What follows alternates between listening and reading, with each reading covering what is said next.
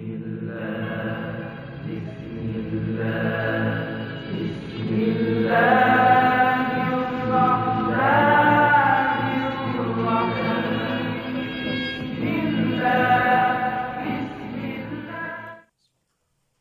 باللہ من الشیطان الرجیم بسم اللہ الرحمن الرحیم الحمدللہ رب العالمین والصلاة والسلام علی اشرف الانبیاء والمرسلین حبیب الہ العالمین وآلہ الطیبین الطاہرین۔ امام حسن مجتبیٰ کی کچھ نمایاں صفات اور کمالات کے حوالے سے آپ کی خدمت میں گفتگو ہو رہی تھی۔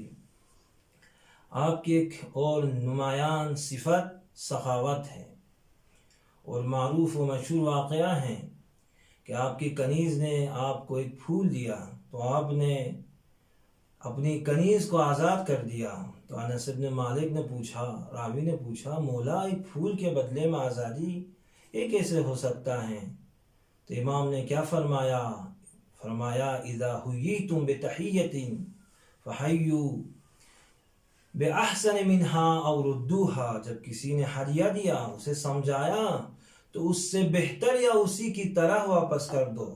تو اس کنیز نے مجھے ایک ہدیہ دیا، پھول دیا، اس کا پورا سرمایہ یہی ہے، تو میں نے سوچا اس کے لیے ایک بہترین چیز دے دوں۔ کنیز کے لیے بہترین شے اس کی آزادی ہے، اسی لیے میں نے آزادی کو تحفہ بنا کر، ہدیہ بنا کر اسے دے دیا، اور اس کنیز کو اللہ کی راہ میں آزاد کر دیا۔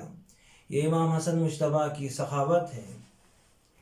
اور آپ کے ایک اور نمایاں صفت یہ ہے، آپ کی دوستی، محبت اور دشمنی، ان تمام چیزوں کا معیار خدا ہے۔ یعنی خدا کے لیے دوستی کرتے تھے، خدا کے لیے محبت کرتے تھے، اور خدا کے لیے دشمنی کرتے تھے۔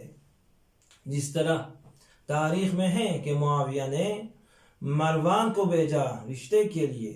مروان عبداللہ ابن جعفر کے پاس آیا اور اس نے کہا معاویہ نے مجھے بھیجا ہے، اور وہ اپنا بیٹا یزید کی شادی آپ کی بیٹی سے کروانا چاہتا ہے، اور اس میں آپ کے لیے فائدہ ہے۔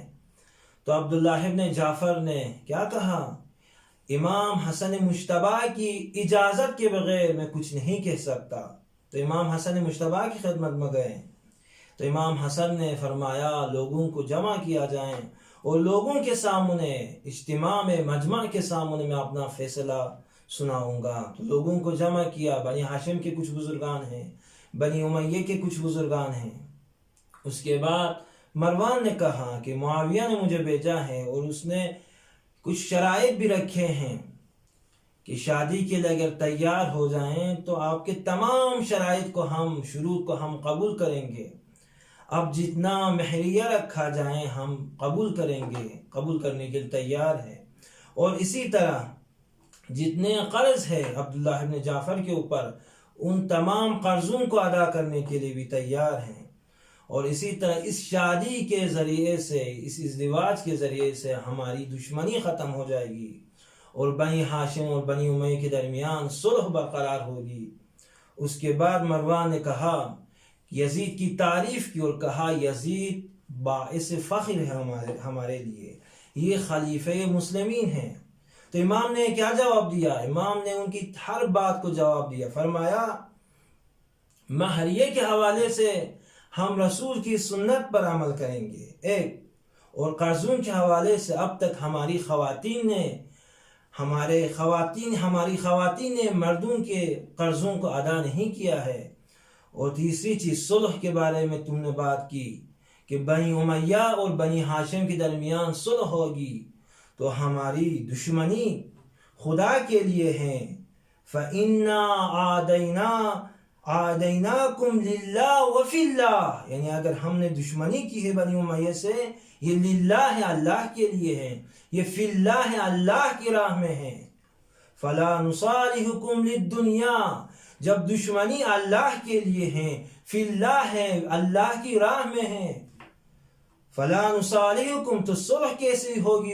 دشمنی کو چھوڑ کر صلح میں دشمنی تبدیل نہیں ہو سکتی، وہ بھی للدنیا، دنیا کے لیے۔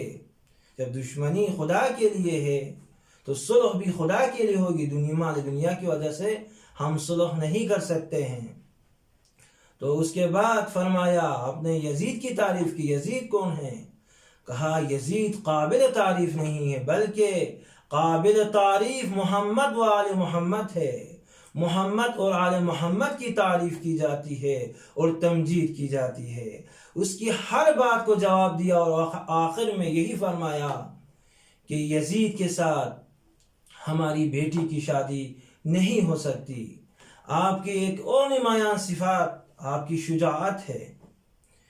اکثر یہ اشکال کرتے ہیں، یہ شبہ ذہنوں میں آتا ہے کہ امام حسین شجاعت ہے، اس لیے آپ نے قیام کیا، جنگ کی کربلا میں. لیکن امام حسن مجتبی نرم مزاج تھے.